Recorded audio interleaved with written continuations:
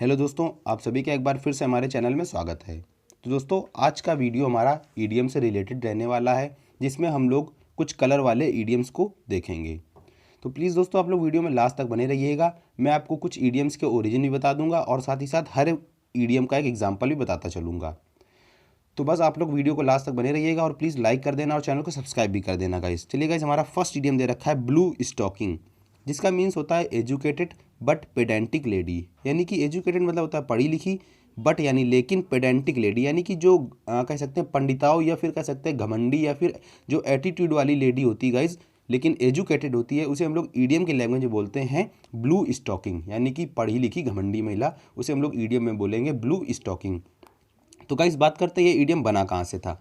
तो guys blue का मतलब होता है नीला और स्टॉकिंग का मतलब होता है जुराब, यानी कि जो मोजे होते हैं उसे बोलते हैं स्टॉकिंग।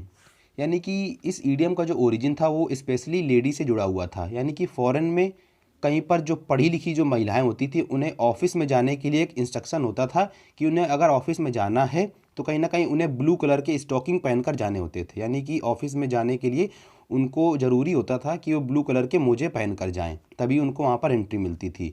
तो गाइज़ वहीं से हमारा ईडीएम बना था। यानी कि जो ये महिलाएं थी वो काफ़ी ज़्यादा दूसरी महिलाओं से घमंडी होती थी, क्योंकि ये ऑफिस वर्क करती थी और कहीं ना कहीं काफ़ी ज़्यादा इनके अंदर एटीट्यूड होता था। तो ब्लू स्टॉकिंग का मतलब क्या होता है? Educated but pedantic lady. काफ़ी ज़्यादा इंपॉर्टेंट ईडीएम है, तो आप लोग इसे याद रखिएगा।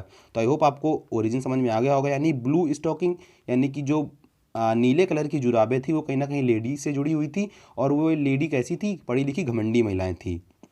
चलिए एग्जाम्पल दे रखा है, nobody likes to mix with her because she is blue stocking. यानी कि कोई भी उससे कह सकते हैं मिलनसार होना नहीं चाहता है, क्योंकि वह क्या है? पढ़ी लिखी घमंडी महिला है। तो चलिए गाइस, हमारा नेक्स्ट इडियम दे रखा है ब्लू ब्लडेड, जिसका मीन्स होता है एरिस्टोक्रेटिक ब्लड। यानी कि कह सकते हैं जो ऊंचे खानदान से होता है या फिर कह सकते हैं जो बहुत अमीर खानदान से होता है गाइस, उसे हम लोग ईडियम की लैंग्वेज में बोलते हैं ब्लू स्टॉकिंग।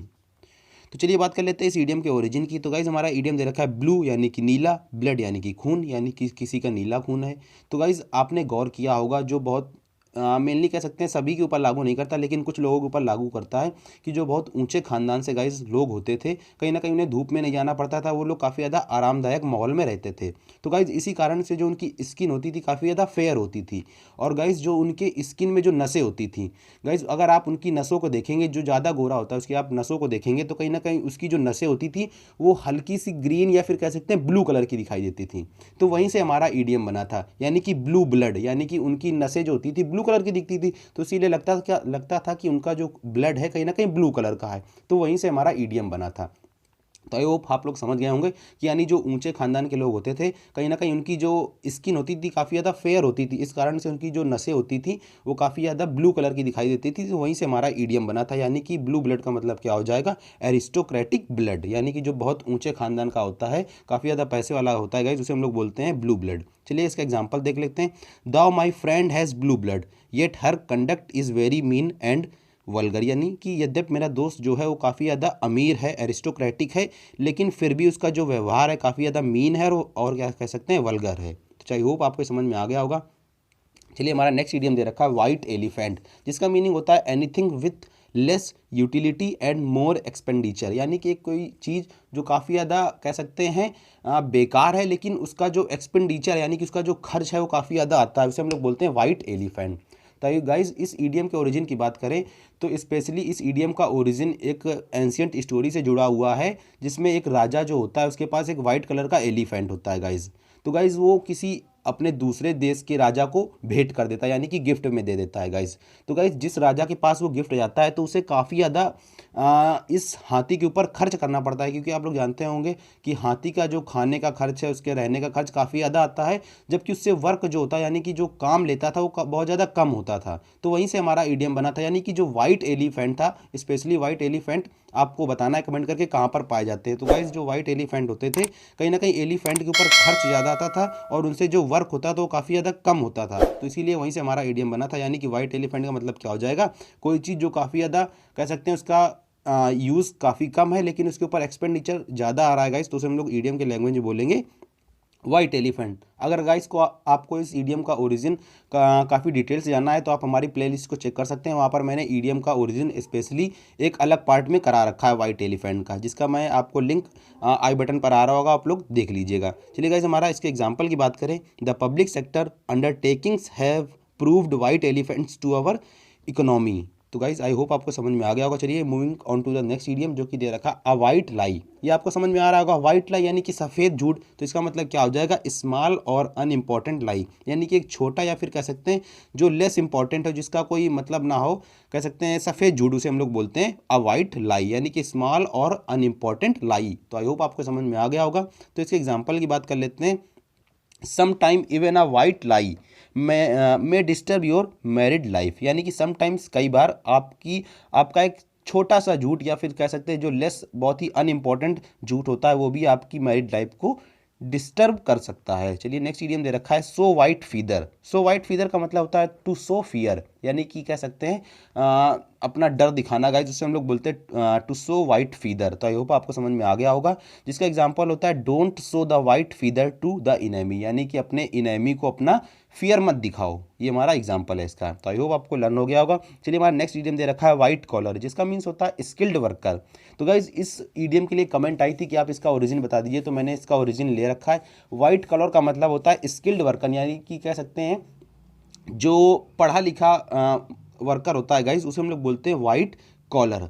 तो अगर बात करते हैं इस इडियम का ओरिजिन कहाँ से हुआ था, तो गाइज आप लोग जानते होंगे कि जो फैक्ट्री में काम करते हैं गाइज लोग, एक लोग होते हैं जो काफ़ी ज़्यादा कह सकते हैं ऑफिस में वर्क करते हैं, काफ़ी ज़्यादा पढ़े लिखे होते हैं गाइज, और एक वो वर्कर होते हैं जो कहीं ना कहीं बेसिक लेवल पर काम करते हैं, यानी कि जो घिसाई पिटाई का काम करते हैं या फिर ऐसा वर्क करते हैं जिसमें काफ़ी ज़्यादा मेहनत होती है। तो गाइज़ वहीं से हमारा ईडियम बना था, यानी कि जो ऑफिस वर्क करता था गाइज़, तो उस वर्कर को वाइट कलर का शर्ट दिया जाता था, यानी कि उसका जो कॉलर होता था, कहीं ना कहीं शर्ट वाइट है तो उसका कॉलर भी वाइट होता था, यानी कि उस व्यक्ति को दिया जाता था जो पढ़ा लिखा होता था। क्यों दिया जाता था, क्योंकि गाइज जो पढ़ा लिखा व्यक्ति है कहीं ना कहीं उसे ऑफिस वर्क करना होता था, और आप लोग जानते होंगे ऑफिस वर्क काफ़ी ज़्यादा आरामदायक होता है, और एक स्पेशल उनके लिए कैबिन बना होता था, यानी कि बैठने के लिए एक अलग सी जगह होती थी जहाँ पर वो लोग अपना वर्क बहुत आसानी से करते थे, और उन्हें कहीं पर बाहर जाने की ज़रूरत नहीं पड़ती थी, ना कहीं से धूल धक्कड़ आती थी। इसीलिए उनको वाइट कॉलर दिया जाता था ताकि उनका जो कॉलर है गंदा ना हो। वहीं से हमारा आइडिया बना था,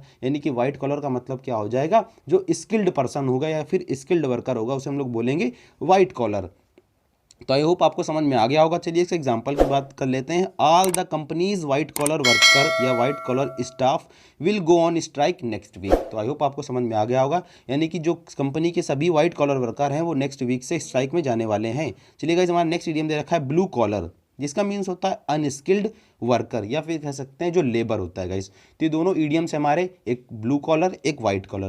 तो आई होप आपको समझ में आ गया होगा कि वाइट कॉलर किनको दिया जाता था, जो काफ़ी ज़्यादा स्किल्ड होते थे, और ब्लू कॉलर उनको इसलिए दिया जाता था, जो वर्कर होते थे लेबर, उनको इसलिए दिया जाता था क्योंकि वो लोग काफ़ी ज़्यादा मेहनती वर्क करते थे। इस कारण से उनके जो कपड़े थे काफ़ी ज़्यादा गंदे हो जाते थे। और गाइज आपको पता होगा कि अगर आपकी शर्ट का कलर ब्लू है तो कहीं ना कहीं आपका जो गंदापन है या फिर जो मैल है वो कम दिखेगा, अपेक्षा किसकी, यानी कि कंपैरिजन टू वाइट, क्योंकि वाइट में अगर गंदा हो गया तो काफ़ी ज़्यादा दिखेगा, इसीलिए उनको वाइट कलर दिया जाता था। और इनको ब्लू कलर इसलिए दिया जाता था क्योंकि ये लोग वर्क तो ऐसा करते थे जिसमें गंदगी होती थी, लेकिन ऐसा वर्क करने में इनको ब्लू कलर इसलिए दिया जाता था ताकि उनका मैल जो है दिखे ना, ताकि वो थोड़ा अच्छे दिखे। तो आई होप आपको समझ में आ गया होगा, यानी कि ब्लू कलर का मतलब क्या हो जाएगा, जो अनस्किल्ड वर्कर होता था, लेबर होता था गाइस। चलिए इसके एग्जांपल की बात कर लेते हैं। The contractor must employ a lot of blue collar worker to complete the project on time, यानी कि जो कॉन्ट्रैक्टर है अवश्य ही बहुत सारे ब्लू कॉलर वर्कर को एम्प्लॉय करेगा ताकि उसका जो प्रोजेक्ट है वो समय पर कंप्लीट हो जाए। तो चलिए गाइस, ये कुछ हमारे ईडियम्स थे जो कि कंप्लीट हो चुके हैं। तो प्लीज़ दोस्तों, अगर वीडियो पसंद आ गया हो तो प्लीज़ लाइक कर देना और चैनल को सब्सक्राइब कर देना, और प्लीज़ अपने दोस्तों में शेयर जरूर कर देना। और गाइज अगर आपको ऐसे और ईडियम्स ओरिजिन से जानने हैं तो आप लोग हमारी प्लेलिस्ट चेक कर सकते हैं, जो कि आपको मिल जाएगी ईडियम विथ ओरिजिन के नाम से। आप लोग वहाँ पर बहुत सारे ईडियम्स पढ़े हैं, आप लोग देख सकते हैं, और आपको काफ़ी ज़्यादा इंटरेस्टिंग भी लगेगा, जिसमें मैंने आपके लिए स्पेशली कुछ पिक्चर्स भी ऐड करके रखी हैं। तो ये होप आपको पसंद आएंगी, तो आप लोग उन्हें देखिएगा ज़रूर, और फिर आप लोग कमेंट करके बताइएगा। तो चलिए दोस्तों, जय हिंद जय भारत।